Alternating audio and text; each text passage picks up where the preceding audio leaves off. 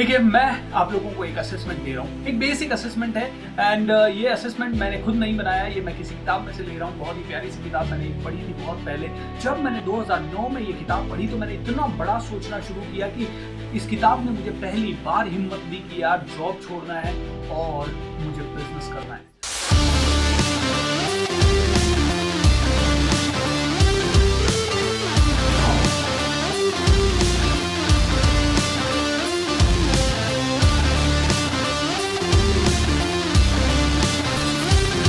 आप सभी को पहला दिन अच्छा लगा होगा और ये दूसरे दिन में आप सभी का स्वागत है। दूसरा दिन है पूरा का पूरा रियलाइजेशन का दिन, दूसरा दिन है पूरा का पूरा झकझोर देने का दिन, दूसरा दिन है आप लोगों के लिए थोड़ा और डीप जाने का दिन। क्योंकि दोस्तों, सबसे पहले आपको अपने आप को समझना पड़ेगा। दूसरे और तीसरे दिन में मैं आप लोगों के अंदर अवेयरनेस क्रिएट करवाऊंगा और फिर हम देखेंगे कि कैसे आप और ज्यादा आगे बढ़ सकते हो इन चीजों के। आज के इस वीडियो में आप लोगों से एक ही बात करना चाहूंगा।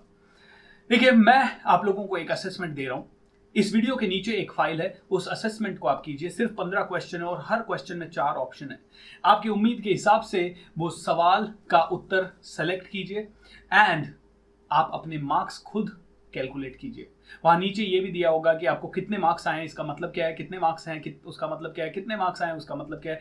तो आपको खुद समझ में आएगा कि आपका फाइनेंशियल टेम्परेचर क्या है या टेम्परामेंट क्या है। ओके, एक बेसिक असेसमेंट है एंड ये असेसमेंट मैंने खुद नहीं बनाया, ये मैं किसी किताब में से ले रहा हूँ। बहुत ही प्यारी सी किताब मैंने एक पढ़ी थी बहुत पहले, think big and kick S. ये डोनाल्ड ट्रंप की किताब है। इस किताब में से मैंने इसलिए ये असेसमेंट लिया है क्योंकि जब मैंने 2009 में ये किताब पढ़ी तो मैंने इतना बड़ा सोचना शुरू किया कि इस किताब ने मुझे पहली बार हिम्मत दी कि यार जॉब छोड़ना है और मुझे बिजनेस करना है।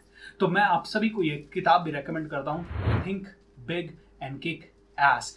आपको समझ में आएगा ये डोनाल्ड ट्रंप जैसे लोग इतने बड़े एम्पायर के मालिक कैसे बन जाते हैं और कैसे इतना सब कुछ कर लेते हैं छोटी सी जिंदगी में। सो दोस्तों, ये बड़े लोग कैसे सोचते हैं इनके बारे में हम जानेंगे इस पूरे प्रोग्राम में। बट अभी के लिए इस वीडियो को यहीं रोकिए, असेसमेंट को कीजिए। Go to the assessment now.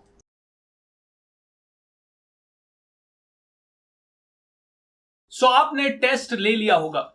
अगर आपने टेस्ट ले लिया होगा तो कितने मार्क्स आए हैं, और मार्क्स आने के हिसाब से आपको यह भी पता चल गया होगा कि आप कौन सी कैटेगरी में हैं। आप पुअर हैं, एवरेज हैं, एक्सीलेंट हैं या गुड है। दोस्तों, ये कैटेगरीज आने का मतलब ये नहीं है कि ये फिक्स लेबल लग गया और आप ऐसे ही हैं। No no no no no, these labels can be change. लेकिन इसका मतलब ये है कि अगर आपके एक्सीलेंट मार्क्स आए हैं, यानी कि आपका स्कोर 46 से 60 के बीच में आया है, इसका मतलब है कि आप सच में बड़ा सोच रहे हैं। आप डेफिनेटली कुछ अलग हटके सोच रहे हैं और आप बड़ा करने की गुंजाइश भी रखते हैं, क्योंकि बड़ा जो सोचता है वो बहुत आगे बढ़ सकता है। क्योंकि सबसे इंपॉर्टेंट है बड़ा सोचना। आप कहेंगे सोचना सोचना सोचना, क्यों? क्योंकि सोचने के बेस पे ही सब कुछ होता है। आप सोच रहे हैं इसलिए ये वीडियो देख रहे हैं। जिसने नहीं सोचा उसने नहीं देखा।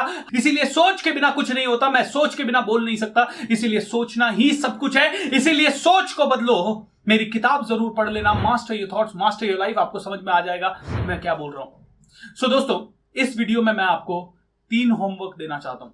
पहला, द सीक्रेट करके मूवी आपको देनी है। उसका लिंक आपको नीचे मिल जाएगा, इसी वीडियो के नीचे या अलग वीडियो में आपको मिल जाएगा।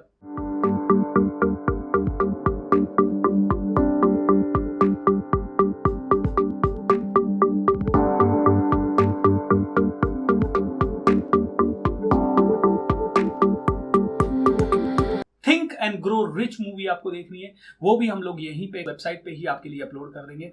और तीसरा दोस्तों, अगले 90 दिनों तक एक ऑडियो सुनना है रोज। उसका नाम है the strangest secret in the world. ये अर्ल नाइटिंगेल का ऑडियो है और ये आपको रोज सुनना है। या तो सुबह सुनिए या शाम को सुनिए। अगर फाइनेंशियल प्रॉब्लम ज्यादा है तो उसको बार बार सुनिए, दिन में 2 बार सुनिए। ऑलराइट? अभी अभी जो संदेश आप सुनने वाले हैं उसे अर्ल नाइटिंगेल ने 1956 में लिखा था और रिकॉर्ड किया था। दरअसल ये संदेश उस सवाल का जवाब है जिसे वे अपनी 9 वर्ष की उम्र से ही लगातार ढूंढते रहे थे। अर्ल नाइटिंगेल का जन्म आर्थिक मंदी के दौर में हुआ था। चूंकि वे बहुत ही ज्यादा गरीब थे, इसलिए बचपन में बस एक ही सवाल अर्ल के मन में घुमड़ता रहता कि क्यों कुछ लोगों का जन्म सिर्फ ऐशो आराम भोगने के लिए होता है, जबकि अन्य लोग उसके अपने परिवार के ही तरह जिंदगी भर बस जीवित रहने के लिए जूझते रहते हैं। जब बड़े बुजुर्गों से उसे अपने सवाल का जवाब नहीं मिला तो उसने जो कुछ मिल जाए पढ़ना शुरू कर दिया, ये सोचकर कि शायद कहीं इनमें उसके सवाल का जवाब छिपा हो। कई साल गुजर गए और जब अर्ल 35 वर्ष का था तो उसने ये संदेश लिखा और इसे रिकॉर्ड करवाया। एक शनिवार की सुबह उसकी अनुपस्थिति में सेल्समैनों के एक छोटे समूह के बीच उसका रिकॉर्डेड संदेश सुनवाया गया।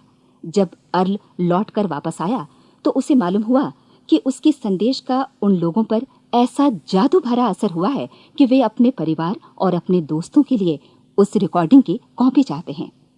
इस भारी फरमाइश को पूरी करने के लिए अर्ल ने कोलंबिया रिकॉर्ड से बात की और अपने रिकॉर्ड की कई प्रतियां बनवाईं। अर्ल के आश्चर्य का ठिकाना नहीं रहा जब बिना किसी विज्ञापन, प्रचार या मार्केटिंग के बहुत ही थोड़े समय में उस संदेश की 10 लाख प्रतियां बिक गईं। अर्ल को स्वर्ण रिकॉर्ड मिला। अपने संदेश को अर्ल ने नाम दिया था सर्वाधिक आश्चर्यजनक रहस्य, और ये इकलौती रिकॉर्डिंग वो नन्हे से पौध थे जिस पर व्यक्तिगत विकास का एक व्यापक उद्योग पनपा और स्थापित हुआ। और चूंकि अर्ल ने सर्वाधिक आश्चर्यजनक रहस्य का सच्चा अर्थ ढूंढ निकाला था, जिससे किसी के जीवन की उपलब्धियां निर्धारित होती हैं, वे स्वयं भी अपनी घोर निर्धनता से ऊपर उठकर घर घर का एक जाना पहचाना नाम बन गए। दूर दराज के देशों में उनकी ख्याति फैली। उनका दैनिक रेडियो कार्यक्रम हमारी बदलती दुनिया का सबसे बड़ा प्रायोजन वाला रेडियो प्रोग्राम बन गया। मैं आपको बताना चाहूंगा कि इस दुनिया का सबसे आश्चर्यजनक रहस्य क्या है। इस बात को अभी बहुत लंबा समय नहीं गुजरा है कि महान चिकित्सक और नोबेल पुरस्कार विजेता अल्बर्ट स्विट्जर से लंदन में एक इंटरव्यू के दौरान किसी रिपोर्टर ने पूछा, डॉक्टर, आज आदमी के साथ सबसे गलत बात क्या है? महान डॉक्टर एक पल मौन रहे और फिर उन्होंने कहा कि सिर्फ ये कि आदमी सोचता नहीं है। और आज मैं भी इसी के बारे में आपसे बात करना चाहता हूं। आज हम एक सुनहरे युग में रह रहे हैं। ये वो दौर है जिसके लिए आदमी हजारों वर्षों से सपने देख रहा था और मेहनत कर रहा था। लेकिन जब आज ये दौर हमें उपलब्ध हो गया है तो हमने इसे प्रदत्त मान लिया है, यूं ही उपहार में मिला हुआ। लेकिन इसके पीछे छिपे संघर्ष और मेहनत को हम भूल गए हैं। लेकिन क्या आपको मालूम है कि दरअसल होता क्या है? चलिए हम ऐसे 100 लोगों को लेते हैं जिन्होंने 25 वर्ष की उम्र में अपने कैरियर की शुरुआत की। क्या आपको अनुमान है कि 65 वर्ष की उम्र तक पहुंचते पहुंचते इनके साथ क्या होगा? 25 की उम्र में शुरुआत करते हुए इन सब का विश्वास है कि ये कामयाब होंगे। यदि आप इनमें से किसी से भी पूछें कि क्या आप कामयाब होना चाहते हैं, तो वो कहेगा निश्चित तौर पर। और आपने गौर भी किया होगा कि उसकी आंखों में जीवन के प्रति एक उत्सुकता, एक जिज्ञासा है। आंखों में खास तरह की चमक और हाव भाव में एक स्पष्ट दृढ़ता है और जीवन उसके सामने एक खूबसूरत, एक रोचक अभियान की तरह होगा। लेकिन 65 वर्ष की उम्र आते आते जानते हैं क्या होगा? 65 वर्ष की उम्र तक उनमें से एक अमीर बन गया होगा, 4 आर्थिक रूप से आत्मनिर्भर हो चुके होंगे, इस उम्र में भी काम कर रहे होंगे और बाकी 90 टूट चुके होंगे। अब जरा एक पल सोचिए, 100 लोगों में से सिर्फ 5 किसी स्तर तक पहुंच सके। इतने ज्यादा नाकाम क्यों रहे? उस चमक, उस चिंगारी का क्या हुआ जो 25 वर्ष की उम्र में उनके भीतर थी? वे सपने, वे उम्मीदें, वे योजनाएं क्या हुई? आदमी जो करना चाहता है और जो कर पाता है, उसके बीच इतना बड़ा अंतर क्यों है?